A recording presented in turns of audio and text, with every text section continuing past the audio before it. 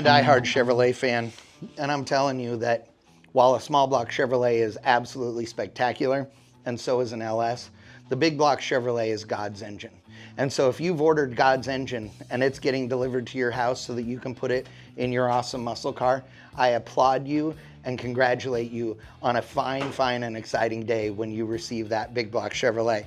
The great thing is, when you get your big block Chevrolet, this envelope is going to be in the crate with your engine. You absolutely want to check this out. There is a lot of really good information in here. This is your engine installation guide. I know that you guys know how to put an engine in. It's not going to tell you all of that, but it is going to give you some tips and tricks. It's going to give you some things to do to make sure you don't have failures. It's going to give you information on getting the engine ready, pre-lubing that engine, fuel requirements, cooling system requirements, as well as your initial startup procedure.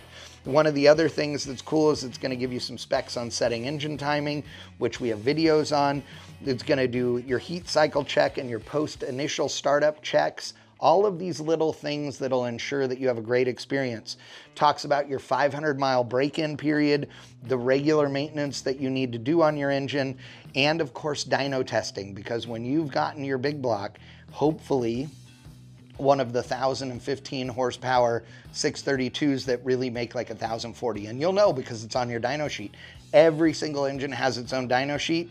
You're going to want to check all this stuff out. Use this great information. It really does matter, including oil requirements, gasket advice, spark plugs, which balancer and flex plate and flywheel you need, recommendations on stall speed for the converter for your automatic transmission, and most importantly, and something that nobody can even touch, and that is BluePrint's warranty.